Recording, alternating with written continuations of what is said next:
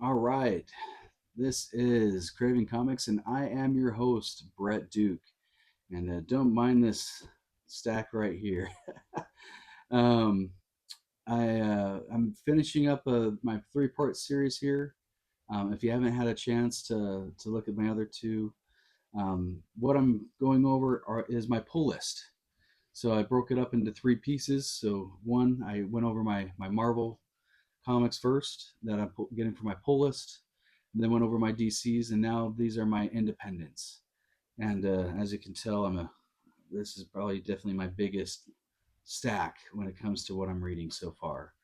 But I I just feel that right now the best stories in comics are written by independent companies right now instead of the big two, which is a great thing. Also, I feel like it's a bad thing when it comes to comic book stores. I've had a chance to talk with a few different stores, and one thing they all agreed and told me is that if Marvel and DC are doing well financially when it comes to the selling comics, then the comic book stores are doing well financially. And I feel like it's just a great thing that when it comes to Image, Boom, Dynamite, Distillery, and IDW and others, that they're just doing their best to make sure that they grow, and in order to grow, to get more sales, and that because there's just a lot of really great comic books out there, that they're helping out, doing their little part. So, with that being, let's get into this. First things first, GI Joe. Now, I came after this. This is not my generation whatsoever. So I got into GI Joe just off of, well, for one reason. Uh, Josh Williamson. Uh, if you haven't had a chance to take a look at my first video, I follow writers mainly, not really artists. I know that's an uncommon thing, at least when I have conversations at the comic book stores that I go to. A lot of people like to follow certain artists. And don't get me wrong, I have some of my favorite artists that I look for when I look for a variant that may be open. I'll see there's three different variants or two different ones. I'll just see, hey, is this a Greg Capullo cover? Is it a Dan Mora? Is it Samney? Is Scotty Young? Um, Jenny Frison? Those are just a few that I want to throw out there. But there's writers that I follow that whenever they come out with something, not always, because there's a few that, man, I feel like that's all they're doing right now is they are living and breathing writing comics, and they come out with something. Sometimes I feel like they have five comics coming out one month, and that just blows my mind. Anyways, but what I did is I got into GI Joe mainly because of Josh Williamson.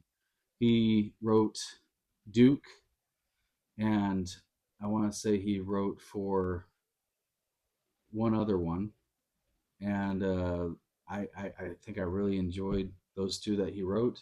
So I was going to give GI Joe a chance, and so far it's good. I'm just still trying to understand who each character is, um, and understanding everything when it comes to why these this background of these characters, and I know that there's all this built up to years and years of um, distaste that these two groups have for each other. I'm just getting used to it now because of how well Josh has been writing it is why I've stuck around with it, because just because he's writing it does not mean that I'm going to just stick around until he stops writing it. So to let you know that he's doing a good job for someone who has never watched anything GI Joe, never read anything GI Joe until those miniseries that he started coming out with. I know that two other people finished him. I think Kelly Thompson did one, and then someone else did another one. And I thoroughly enjoyed um, Josh Williamson's, and that's why I'm continuing on with this, and I enjoy it. So, Deadly Tales of the Gunslinger. So, when it comes to that, I don't know why Spawn isn't getting as much love as it is. I feel like it is, but it's not. Um, Todd McFarlane is doing something that I feel that most comic book industry should be like the industry should be getting behind him and doing this, and they're not, which is a bummer because it hurts our wallets. But when it comes to the Deadly Tales of the Gunslinger, if you look, that's a 299 comic right there. 299 in 2025. That really helps out my wallet a lot. And so what I started to do at first is when I found out that he was sticking to that 299 and everyone else was going to the 499, even sometimes 599, I was like, you know what? I'm going to give Gunslinger a chance. I'm going to give King Spawn a chance. I didn't give Scorched a chance because I honestly did not know that came from Spawn when I was looking into it all, because it was when that Spawn universe came out. I think that was 2 issues, and I didn't pick any of that up because it was later on when someone told me, "Hey, you're picking up Spawn. Do you want to pick up any of the other ones?" I'm like, "What other ones?" And then they let me know that the Gunslinger came out and that there's a King Spawn, and I still need to fill in some of my runs of those.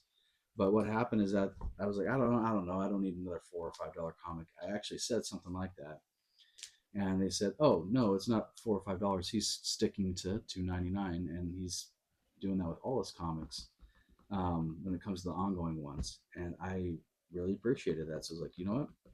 Yeah, I'll do that. I'll buy it. So I you'll see some of the other ones in here, but I really appreciate it. Now going back to the story, sorry to not jump to that so quickly, but this is something that if you are into westerns, if you're into the idea of the paranormal, I really like how they're going about this, because with him becoming a spawn, and now he's a spawn in the 1800s, he's now seen that there's a realm that has always been there, but now because he's a spawn, that it's now being shown to him, and they're wanting to stop him.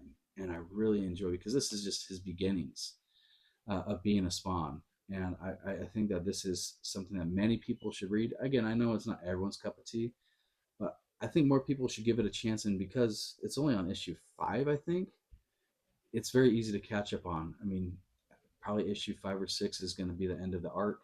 You can pick up the trade and then continue on from there. But please do not sleep on this just because, like, it's just Spawn. Like, if I remember correctly, Gunslinger is the weakest of the spawns, so he's the one that can be killed the easiest. So that's another nice thing about it, is that he's not indestructible or anything like that. So again, if there's anyone to read, again, I enjoy Spawn. I've been, I think, collecting Spawn since around 290. I think it was around 290. I want to say is when I started picking that up. Now they're around the 360s or 370s. But Gunslinger Spawn, you could still pick that up, and I think you should. Now, the Exorcism at 1600 pen. Now, for those that don't know what 1600 pen is, that is the White House. So there's a demon that's in the White House. Do I need to say any more? Right? Right? Um, this is I read the first issue of it, and it really caught my attention real fast just because of the whole way it ended, the way that it's going about it. That one of the president is a woman, and so she's busy. The husband is tending to the kids, but the kids are trying to make the adjustment because their mom had just become president, and they're trying to make that adjustment with the Secret Service there. And sometimes kids just want to be able to have alone time. They just want to be able to be by themselves to think or do their homework. And one of the kids just kind of start noticing, I would say, gargoyles, but I think that's what they're noticing, is that these gargoyles that they're randomly seeing, but really it's these demons, or this demon. Anyways, really good so far. From what I've read, I have not read issue 3 because this just came out like 2 weeks ago, but I'm gonna read it, and I think it's really good. Okay, and then this is actual Gunslinger. So there's Tales of Gunslinger, and this is Gunslinger. This is a Mark Spears cover, if I remember correctly, which I've really enjoyed Mark Spears over the years, and he's finally getting the recognition I feel that he deserves. I hope that he continues to get that recognition, that it's not just a blip. Because the way that he draws and the way that he does, this pop art, I feel like him and maybe I mean, it's not the same artwork, but him and Mike Allred, they do that pop art stuff. Now they don't have the same way that they present their art because I mean, I feel that you could tell that Mark Allred's is more cartoony, but the way that they use their colors in their art and just the colors more pop out is what I like to bring that up. That's what I really like about the two. And I think I'm in the minority when it comes to Mike Allred. I think Mike Allred's art is really good. He did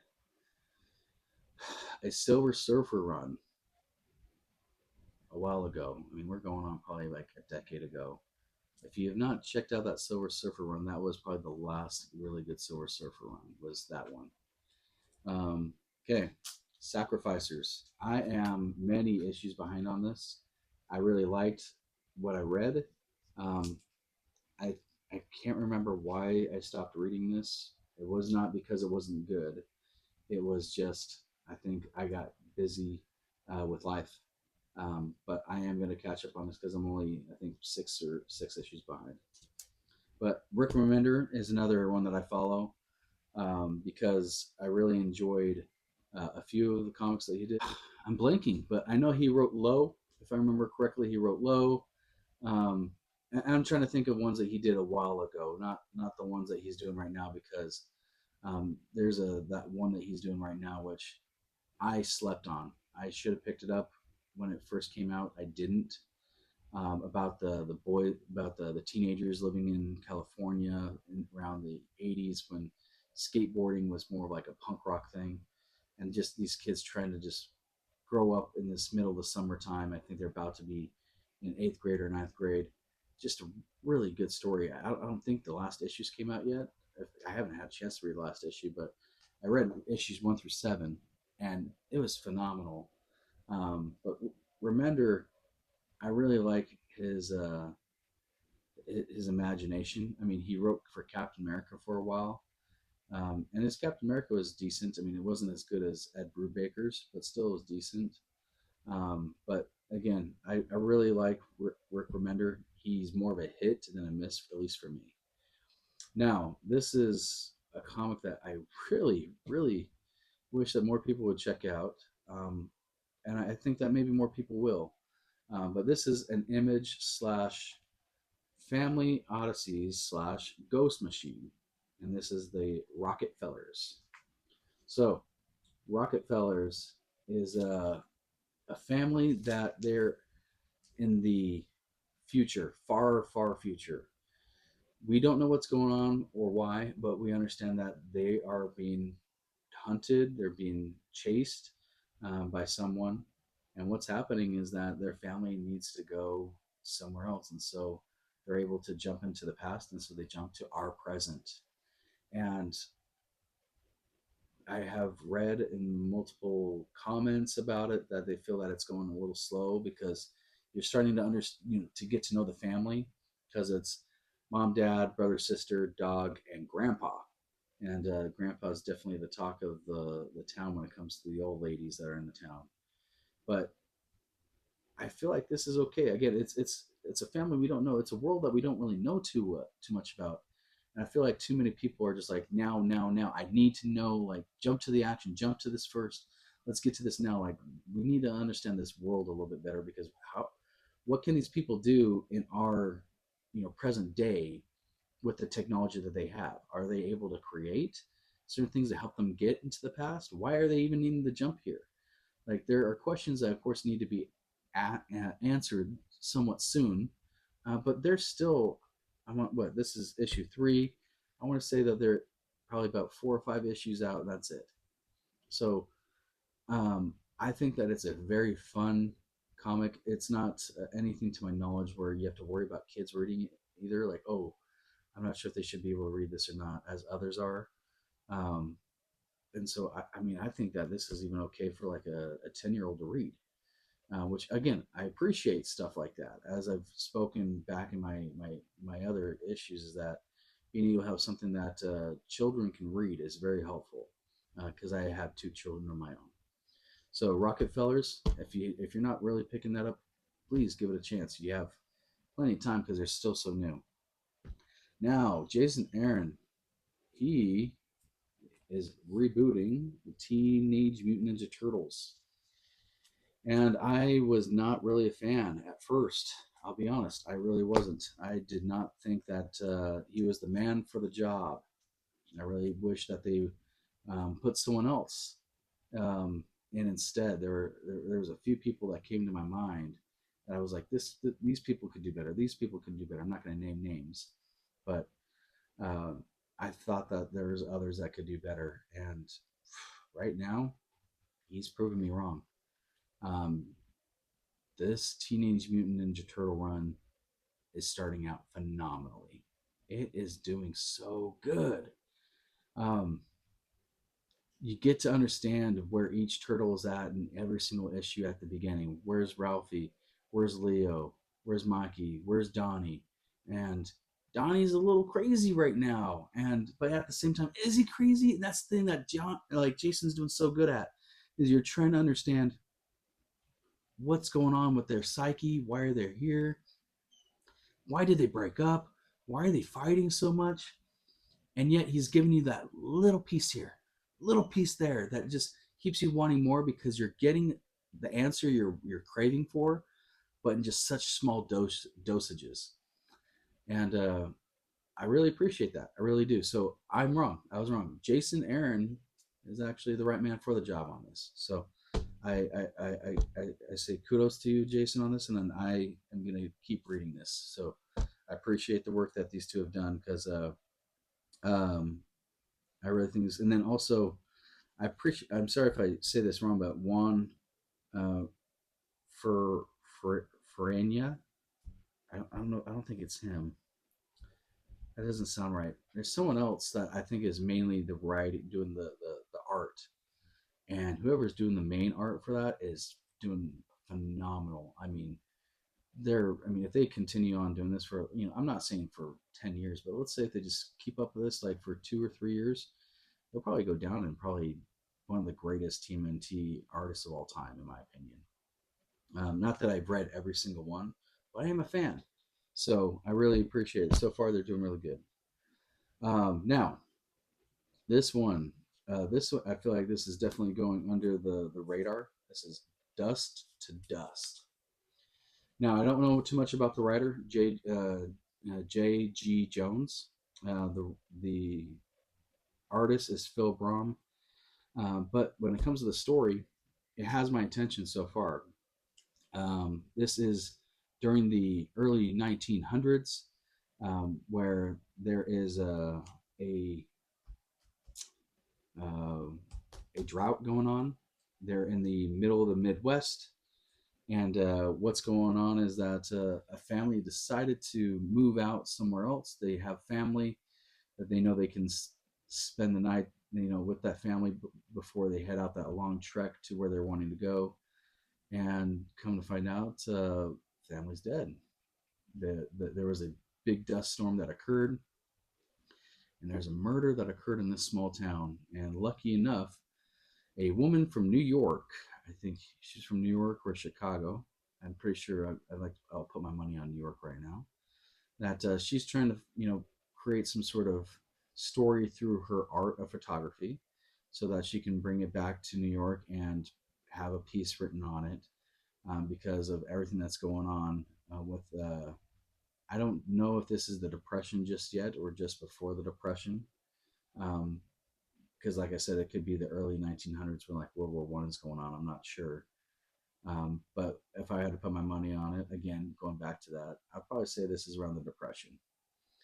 And what's happening is that uh, people are trying to figure out, if was this a murder? Was it some sort of accident where somehow maybe the car that they were driving caught on fire? But it's a good murder mystery that they're trying to figure out if is there a whodunit or not. but at the same time, you're really understanding this town and like why the sheriff is here. Is the sheriff just kind of listening to whoever's putting money in his pockets? Not as in he's dirty, but more of is he trying to make sure that he's got a murder on it, that there is a murder that occurred, or is he barking up the wrong tree and causing the town that is barely staying together because there's a drought going on where they're worrying about something they shouldn't need to worry about because it might not have been a murder. It's only 2 issues in, to my knowledge, and so far I really enjoy it. So yeah, if you haven't picked it up, I feel like this is definitely something you should pick up because again, all comics don't need to be about superheroes. This is a great just little timepiece. All right, now this is one of those comics that I feel that people have high expectations for, and I feel that they are going to deliver. We don't know yet because it's not over with, but I think they're going to deliver. And it's the Lucky Devils. So Charles Soule and Ryan Brown, they're the ones that are the writer and artist. They're the same ones that did 8 Billion Genies.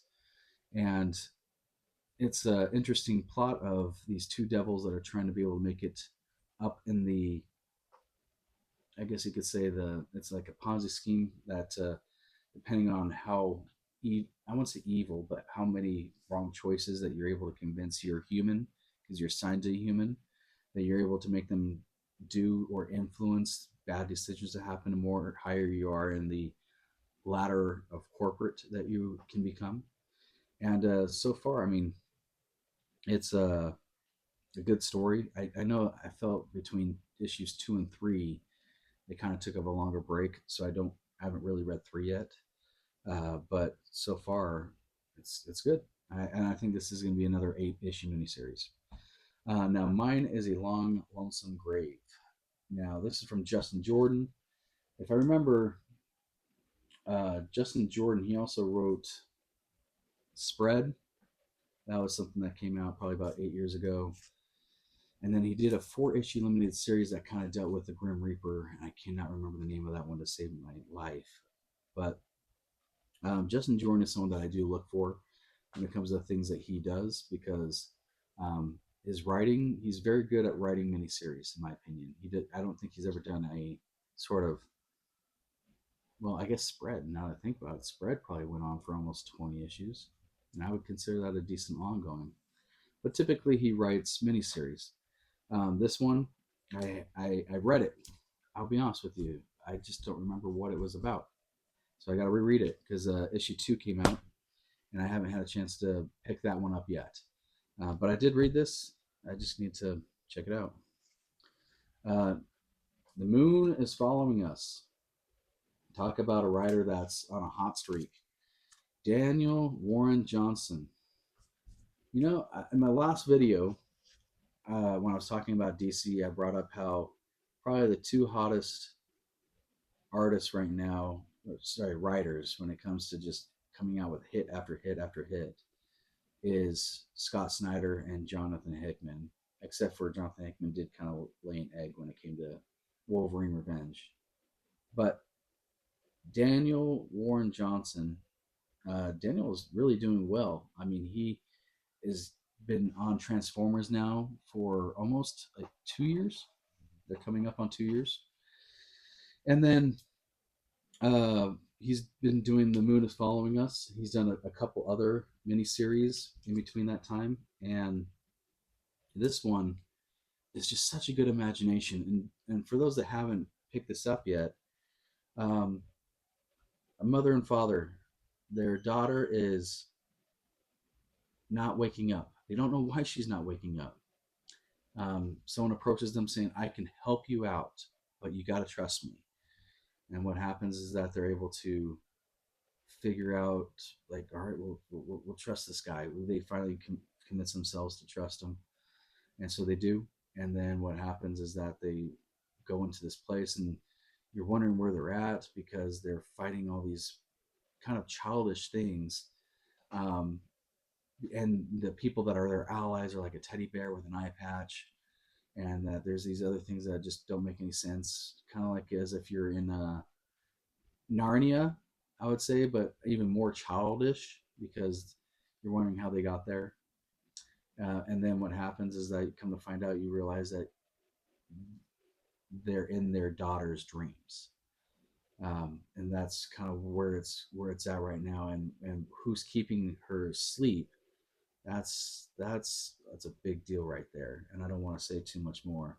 I just want to again give a decent synopsis. But why this is such a good story is not because of just it's an original idea, but Daniel is able to really bring out and not just this story, but what he's really good able to do in most of the stories that I've read from him is that he's able to really bring out the emotion and of his characters. And because he's able to bring out that emotion, that you're able to really just get really invested in these characters really fast. I mean, this is going to be a mini series, but yet this is probably going to be a mini series that every few years I'm going to want to get the hardback to it, and every few years I'm going to want to read it.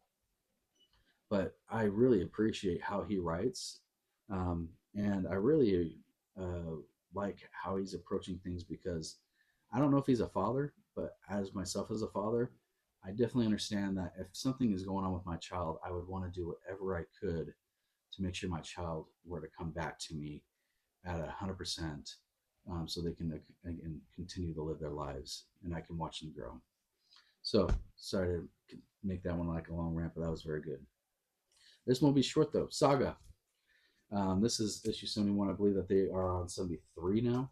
I am waiting for them to take their break that I feel like they usually come out with, 6 to 8 issues and then take a 3 year break. Whenever that break is over with, whenever that break starts, I'm going to just start reading and go from there. But yeah, so I haven't really read up on that at all. Okay. Falling in Love on the Path to Hell. Very, very long title. And I'm reading this because Andy Dugan, I think that's his name, Andy Dugan, he's the one that writes it. And he has done some things for DC, and I think he's done some other independent things.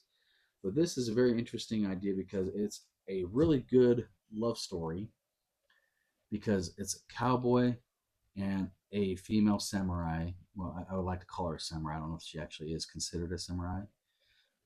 But what happens is that they're placed in, we could say, purgatory.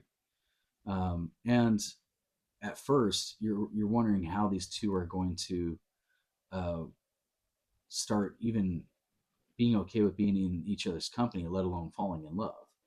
But because of the plot and how it continues to move forward, it's really written really well done. It is really written well because nothing's more frustrating, at least in my eyes, is that one thing happens and then all of a sudden they're like, I love you. I love you too. And you're like, okay, you guys have known each other for like an hour. Like, this is ridiculous. Mainly a lot of, Hallmark and chick flick movies, right? And this is one of those things that, because of the development that occurred between these two, then that trust became even.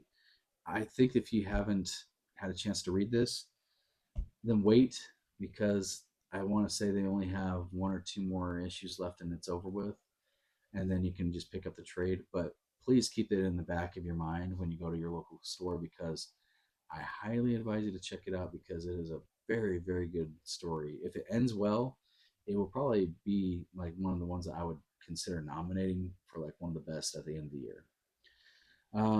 Moving on, EC Epitaphs from the Abyss. So these one shots that are happening, well, I wouldn't say one shot, sorry, these stories, these mini stories, these short stories that are coming out. I really like the covers. Jenny Frison does the cover of some of these. Um, Also, she does the one that Boom is doing that I can't remember off the top of my head. Anyways, but some of these covers are just really interesting, very interesting done. And so uh, I've enjoyed some of them. I don't pick up every single one. Um, Sometimes I'll see them in the bin that for less money, and what I'll do is I'll just pick them up in the bin for less money. And yeah, so I don't know if I have a full run yet, but They're not bad. So, Hyde Street. Now, Mr. X-Ray right there, and then um, the Boy Scout. I can't remember his name off the top of my head. This is the oh man, this is a couple issues back. But this is again at the very beginnings. I think this one is getting a little bit more traction than the other Ghost Machine ones that I've been bringing up so far because of. I mean, this is by Jeff Johns and Ivan Reyes, and Ivan Reyes. I mean, his art just started just speaking to me when he did Blackest Night and Brightest Day. I mean, just that was so well drawn. I really like the art in that. Anyways, um, these two are kind of going to get, and then if I remember correctly, Danny Miki, he also did work on New 52 Batman. I'm not positive, but I'm pretty sure. Anyways, when it comes to Hyde Street, just think of these people that have been they're cursed to dwell on Hyde Street until they bring a certain amount of souls into Hyde Street that get lost there.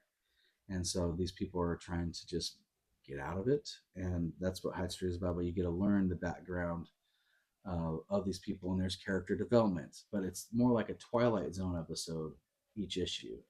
But there is little snips of that lock them together so that you can see the character development instead of just feeling like it's a new issue over and over and over again like Twilight Zone. But I really enjoy it. I really like it. Napalm Lullaby. I am behind on this. There's not really much for me to say on that. I'm probably about 6 issues behind, but it's a Rick Remender book, and I really like it. Actually, I'm behind on 2 Rick Remenders now that I think about it. But I really like the idea of it, and I'm going to stick to it. But um, I'll catch up here probably in the next month or two on that one. Okay, back to Ghost Machine. This is Peter J. Tomasi and Peter who Snebberg. Sorry if I pronounced that wrong, but Hornsby and Halo. I am reading Hornsby and Halo, even though so many people feel that I feel like that this is probably the worst of the Ghost Machine issues, and I don't agree with that. I'm not saying it's the best comic of the bunch, but I don't think people are giving it enough time to develop. We understand that there's a lot that was happening with heaven and hell. There was these war that was going on. They were worried about all this occurring when it comes to maybe both sides just ending up, killing each other. There was an agreement made, and so because of that agreement, um, hell provided a baby, heaven provided a baby. Hell's baby went to a family that was, you could say, more heavenly, and then Heaven's baby went to someone who we would say was a little more devilish, maybe not the best people, more people that were slimy that would steal money from their own grandma if they could. And I like the character development because they're understanding something about themselves, that they have these certain powers. I don't think they understand what they are yet. And I think people are just falling off because they're like, look, I mean, we understand that they have these powers, and then let's just move forward with it. And I mean, you got to understand these kids are teenagers. I think. I mean, I think either that or they're preteens. I mean, they have a lot going on in their lives, and so just give it a chance. And I would say, luckily, you're not too far behind. Now, am I saying it's the best of Ghost Machine? I think I already said this. No, it's not. There's other ones I would put much higher than it. But compared to comics that are coming out in the big two, in DC and Marvel, I think that Hornsby and Halo is better than.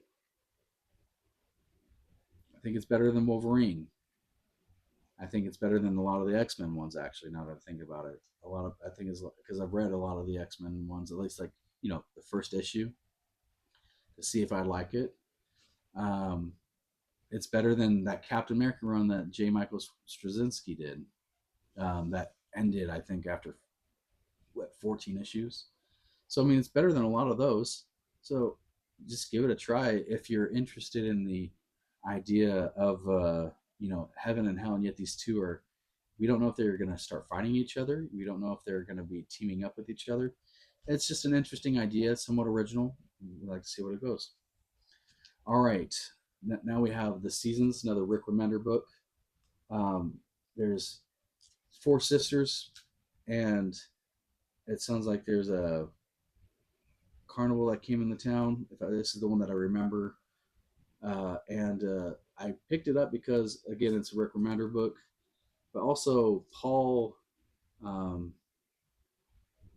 Azaceta is I think how you pronounce his last name.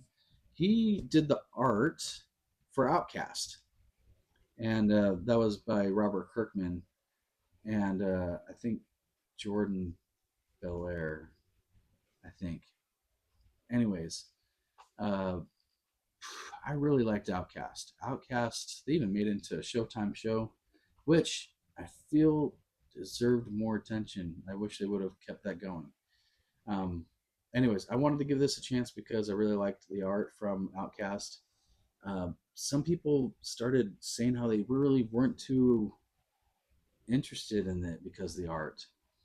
I hope that people give it a chance. A second. I think they're on issue 4 that's coming out this coming week. We'll see what happens. And like I said, so far it's. I'm not saying it's at the top of my stack when it comes out, but it's not the worst either. Let's stick with this Ghost Machine, because I know that we just barely went from a Ghost Machine not too long ago. We got Redcoat. So Redcoat here.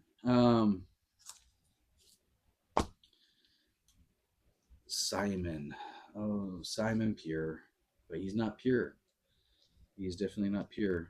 So this is a Jeff Johns and Brian Hitch book. This is one of the best when it comes to Ghost Machine.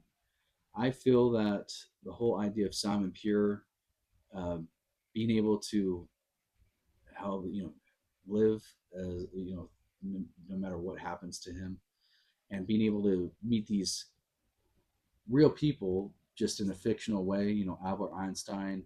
I believe he recently met Annie Oakley, and just being able to go throughout history. These are really good books, stories, and I think Redcoat is something that should get more attention. I don't know how many people are buying Redcoat, but it's only on issue 11, I think. Yeah, so it's not that far behind when it comes to if you need to just pick up a trade, which I don't even think a trade is out yet now that I think about it. But they did do a lot of prints for like 1, 2, and 3, and those are the ones that are usually the hardest to find are 1, 2, and 3. So uh, when you have a chance, pick up Redcoat. Now, let's see here, the Tin Can Society by Peter Warren. Now, the Tin Can Society, what I like about the idea is there was a boy with a disability that decided to, as he became a man, to do whatever he could intellectually to build something to help him become a superhero.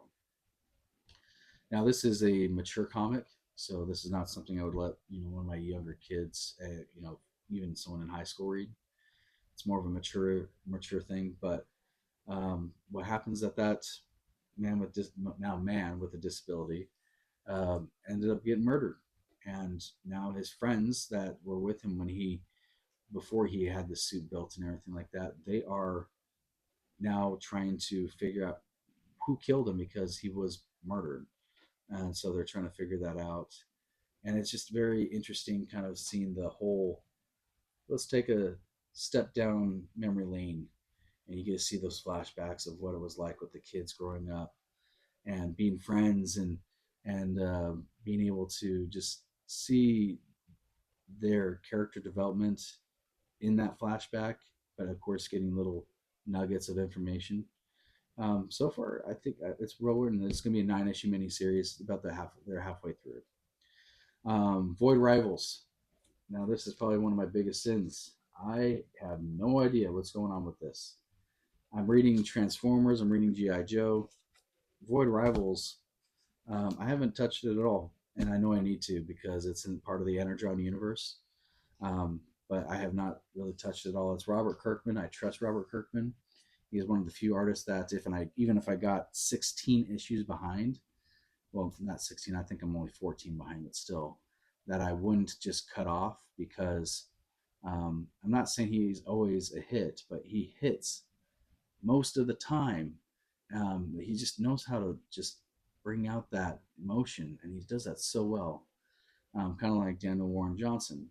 And because of that, um, I'm not taking it from my pull list. I'll catch up to this eventually. Let's do this a little bit faster. So we got Sam and Twitch. Anyone who is a fan of that whole detective work, something like Seven, something along the lines of iRobot without the futuristic stuff, um, something along the lines of uh, Mel Gibson, Lethal Weapon, but not as funny. Things like that, where there's some these gritty things that are going on.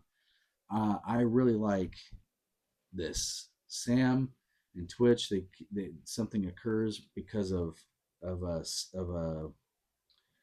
Actually, I can't remember which one it is. And I can't remember who. I think it's Sam. Something happens to Sam where he just kind of goes a little bit beyond the line. Because of that, him and Twitch are suspended. What happens is that Twitch then has a friend call him out to like Indiana or Iowa because there's this murder that's occurring, and they're trying to help figure this out. And there's these twists and turns, and I really enjoy it. You can't even tell that it's a Spawn Universe title. You wouldn't even know if it didn't have the whole Spawn thing over here in the corner. You wouldn't really know if it just had the whole image thing. You would not have even known it had to do anything with Spawn. You would have no idea if it wasn't for that top decoration that had anything to do with it. And that's okay. That's okay. But I really enjoy it. And so, someone who enjoys that kind of detective story, I think that this is good. And Todd McFarlane's writing it. So now King Spawn. I'm a little bit behind on this, but because of it kind of dealing with Spawn, I have an idea. But so far, again, because of it dealing with Spawn, I'm in on this. I like King Spawn. Not really too much more to say, just because I'm a few issues behind it. We're taking everyone down with us, and this is another one by Matt Rosenberg. This is going to be a mini series, and what occurs, if I remember correctly, is that the girl, she's the only survivor in her family. This robot that's right here is going to um, help her pretty much get her revenge. She has the ability to either move on or have her revenge, and she decides to have her revenge. I've only read this one. I think issue 2 is out, but I just haven't read that. Out of Alcatraz. Again, this is where indie comics, like, you don't have to just you can have anything when it comes to just different kinds of genres, and this is a fun one. So I've picked this one up because of one person, and it's not the writer. Tyler Crook is the artist. Tyler Crook did an amazing series that should get a lot more uh, a lot more um, I don't know if it won. I can't really say it won awards, but just a lot more attention as what I would use it for. It really should have gotten a lot more attention. Him and Colin Bunn, they did this amazing story where uh, pretty much it dealt with witchcraft and all that sorts, where this little girl is considered a witch, and then these other things that come to life, and you're trying to wonder what exactly is going on. And it came out about a couple years ago. They actually re-released a, what I would say, a complete, because they revisited it a little bit. Anyways, it's gonna kill me. But Tyler Crook, he did the art for it, and it was really well done. Next, The Mummy. So Universal did some deal with Skybound and Image. I did not have a chance to read Dracula. I did not pick up Dracula because I didn't think it was going to be that big of a hit. It was a big hit, so I got to go back and read that one. But I read Frankenstein. I read um, the the other one that was before Frankenstein, and then The Mummy. And The Mummy, I was this might be the first one that wasn't a hit. Um, the Creature from the Black Lagoon. That's the other one. But this one, it just wasn't. This first issue wasn't really that great. Um, so we'll see what happens. Then we got Stranger Things, Dungeons and Dragons. This is pretty much like helping you understand Eddie and how Eddie became who he was. So far, I mean, I didn't mind it. I read it, but I can't even remember if they've even came out with an issue two of it yet. So let's see here. Now, this one by far is probably the most popular. Yeah, I would say it's probably the most popular one when it comes to Ghost Machine is Geiger. Um, yeah, because Rook Exodus is kind of taking its they're on a break right now. But I mean, Family Man. There's going to be a bomb, a nuclear bomb dropped. People don't know what's going to happen. Luckily, when it comes to this man, he knows he has some sort of bomb shelter for him and his family. Something occurs where he's not able to get into the bomb shelter, or his dog, if I remember correctly. And what happens is that he's now has this because of something that occurred to his body because he had cancer and the nuclear bomb that was let off and what occurred. He is now this glowing man. Um, I mean, to help you understand a little bit, I mean, you know how like she's green right here on this side. Um, anyways, he glows like that as well, and now he's going throughout the desert trying to see if there's a cure for him. Um, I'm trying. I'm jumping around because it's what 13 issues in now, and I don't want to give away too much. But it's a really good story. Um, it's one of those that you think that this is going to be like a solo kind of thing, like the Lone Ranger, but it's actually more of like Scooby Doo's gang, where he ends up getting befriending a knight. Then he has well, I'm not saying this has happened in order, but he also has a two-headed dog, Barney, and then now there's a zebra with three eyes, if I remember correctly. And it's really good. I'm only like one or two issues behind, so I don't really know much about her other than they found her because they heard about her, and I just don't know if she is the answer or if she could be the enemy. I'll jump through this real quickly. Spawn. Everyone, many people have heard of Spawn. Um, the thing that I like about Spawn is that it's one continuous story. It's not like what DC Marvel have done with their IPs, where Spider-Man is on volume, I don't know, 8 or 9 now. Batman's been on multiple volumes. Who knows how many volumes Captain America has been on, or the Incredible Hulk. And when it comes to Spawn, Spawn is on the same one. Like issue one, there's not 5 issue ones like there is on Spider-Man. There's only been one issue one with the Spawn run, and now they're on issue 360 something. And that's the nice thing is that you can always, yes, there's 360 comics, but there are many different places that you can jump on, and that's what I like is that Todd McFarlane makes sure that whoever is writing it, whether it's him or someone else, that there are moments where they can jump on and be able to start reading. And yes, don't get me wrong, that he would like for you to be able to then start picking up some of the back comics so you can enjoy the stories that have already came by, but at the same time being able to continue on and become a fan of a new fan of Spawn. He helps finding jump on spots uh, happen frequent for you, in my opinion. Okay, then we got Transformers. This is again Daniel Warren Johnson. He's the writer, and then Ludo. I don't think Lula B is the normal guy that does this. But I did not really care for Transformers growing up. I never really cared about the '80s Transformers, or my generation was the Beast Warriors. And this is written so well that I started to care a little bit more about what is going on with these Autobots and the Decepticons, and Starscream, if I remember correctly, because of you learn a little bit more about him, Optimus, and everything that's going on.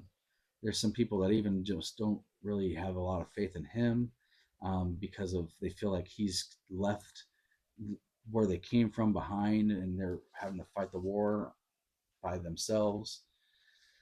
It's a very emotional comic, and I mean it's 19 issues in. Daniel Warren Johnson's written all of them, and so Daniel has done a really great job keeping the emotions high. For those that are like big Transformer fans, they keep telling me that this is probably one of the greatest runs that they've ever read. Not just in recent times, that this is one of the greatest that they've ever read. And I just, for me, the only problem that I have is I'm still understanding all the different Autobots. So I'm like, okay, I think that's because I know Bumblebee's not in it. You'll find out pretty quickly with that.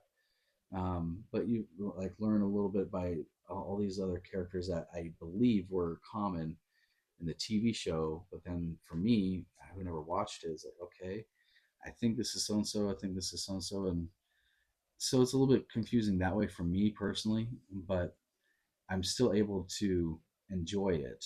I just have to slow down and take more, put more attention into the panels. That's what I have to do personally. But very, very good story. Like when it comes to um, Wednesdays and I get my comics, this is usually at the top of my pile. Now, Godzilla Heist. I've not had a chance to read issue two.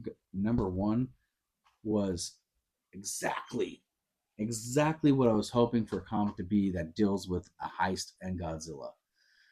This gentleman is able to make a sound that is able to annoy, in my opinion, Godzilla enough where Godzilla will come and start wreaking havoc in the town.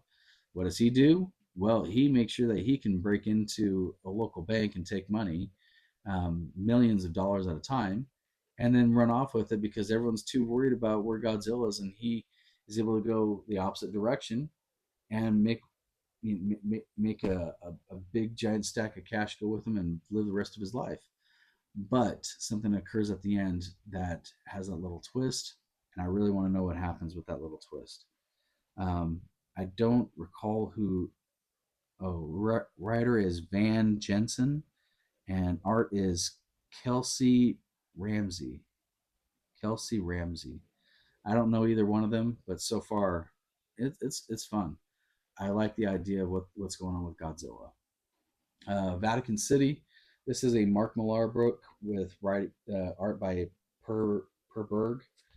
Don't really have much to say about this because I haven't read it, but this is the first Mark Millar book that I ever picked up.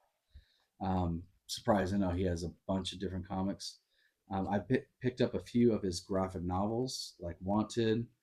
I picked up that and Kick Ass, but I've never, when it comes to individual issues, this is the first one I've ever picked up. And at least from what I've read, we'll see what happens. I need to actually read the comic itself, but I haven't had a chance to hear too much good news about it. So, Feral, this is a very, very good story. This is, oh, think of, I don't know, Nightmare. I wouldn't say Nightmare. No, Jason, like Friday the 13th meets All Dogs Go to Heaven. It's a Don Bluth movie that has a little bit more gore to it. If they did something like that, I mean, this is by Tony Felice and Tone Rodriguez, and I had an opportunity to meet them, talk with them a little bit about it. And Feral's a great comic. I mean, it's 10 issues in, 11 issues in, I want to say, and so far, I mean, the idea of it. I guess I shouldn't say Friday the 13th because it's more of like 28 days later, because it's zombies but with rabies. And so these cats, they're house cats. They're now out in the woods, and they're having to try and figure out why are some of these animals, not just cats or dogs, but there's there's foxes, there's other animals that have the rabies, and you can tell which ones have the rabies. You can tell which ones don't, and it is a really good story. And for someone who's a dog guy, but their book Stray Dogs, great. It's a great. That's another really good story. If you haven't picked that up, go and check that out. But for someone who's a dog guy, I never really cared about cats growing up. My mom is allergic to cats, so I never was around them. But this helps you take like really care about the characters, and so you grow to care about them. But I like the Walking Dead approach to that.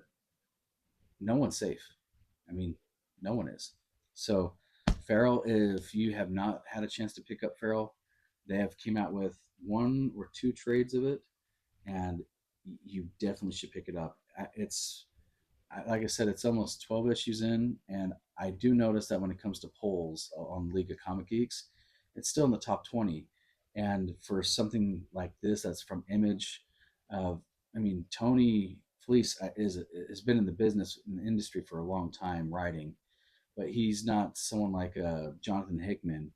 And because of what he's been able to do with this story, it's been slowly getting even more and more people, I feel, because it's just, again, a really good story. And I want to know what happens with it. All right. Rook Exodus. So, really quickly, they're on a hiatus. If I remember correctly, they just barely dropped the first 6 issues in a trade. Uh, I like the idea of, hey, Earth is no longer inhabitable. If you like to, we can have you come to this other, planet with us. We'd like for you to be um, this kind of manager, is the way I like to put it. You're going to be wearing this mask where you're going to be in charge of birds, and you're going to be able to communicate with them as long as this helmet works.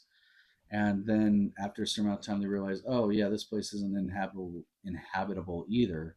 So we got to go.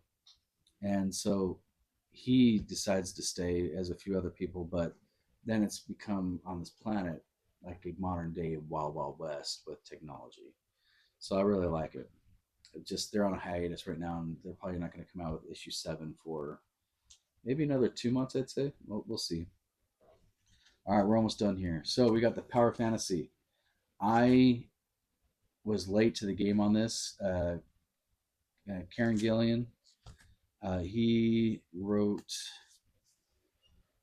a few different comics that I thought were pretty good. A few that I thought started out good but didn't end out so well.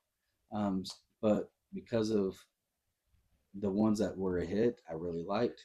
I thought I'd give them a shot. And Power Fantasy, the best way to put it is that, in my opinion, it's what the X Men should be now. I like the idea of there's only so many people with powers, and in this, I believe there's 6 that we know of right now. And what I really like is that they've all kind of grown up together, and because of flashbacks, you get to learn about how their relationships are, who likes being around who, because some of them don't like being around each other, even though they've been around, even though they know each other really well because they're the only powerful people.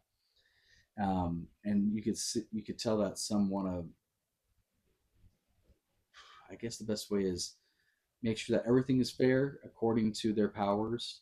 You can tell that some just want to live life to the fullest. I mean, it's just a really good concept. Kind of taking an old idea, which is the X Men, and just in my mind refreshing it to make it a little bit more modern day, but better. Because I feel that all they're doing with X Men now is, hey, it's my turn to write X Men. I'm going to create someone new, and I'm going to have them do this, and there's just going to be too many of them now. Something is killing the children. This is a Jenny Frison issue cover, and this is another Tinian the Fourth.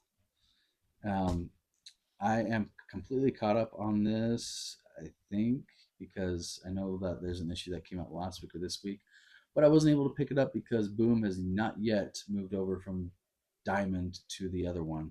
So I got to pick it up another way. Um, but Something is Killing the Children, the first two story arcs, so good.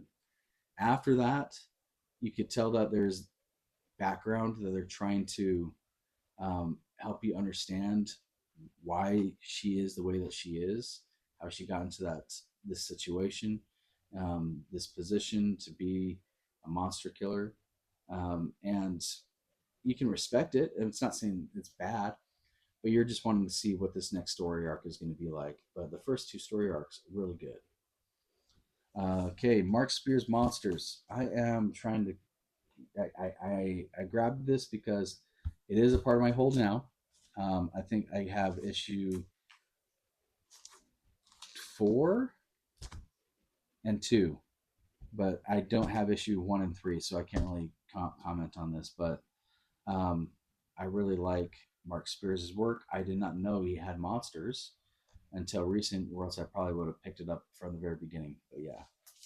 And then I don't really have too much to say about this. This is another Tinian the Fourth. Let This One Be a Devil. Haven't had a chance to read this. I don't think they have came out with number 2 yet, but it's coming out soon. I do need to catch up on this one. That one's just issue 1. And then the last one is Standstill. Now, this one has a great concept dealing with time travel, being able to, in the moment, be able to, time travel at a moment's whim, not needing some sort of DeLorean or anything like that, or mechanism like the time machine, but being able to do it on a whim. I like the idea of it. I like the execution that it started out. I just don't know how it's going to land because it's kind of frustrating seeing that they've been building this up for what, 5 issues now. There's going to be 8 issues, I guess, and the people that are supposed to try and stop this guy, they've been just doing a lot of talking so far. I haven't really seen any much action other than a lot of talking, so we'll see what happens. But that's what's been going on with this. So I really hope that this uh, really helps out. I hope that this helped out a lot when it came to understanding my pull list and exactly what I have been reading on a monthly basis. Uh, I'm going to continue doing when it comes to weekly conversations about what I'm reading, and also whenever there's other things going on in the comic book realm, I'll be discussing those. So please like and subscribe. Again, that really appreciates and helps the channel. And down on the bottom, if there's any sort of indie comic that I missed out on that you really enjoy, please uh, let me know. And especially if you're reading Conan, I've had a few people tell me about Conan and how amazing it is. And tell me what your thoughts are on that if you are reading it. Thank you. And this is again Brad with Craven Comics. Take care.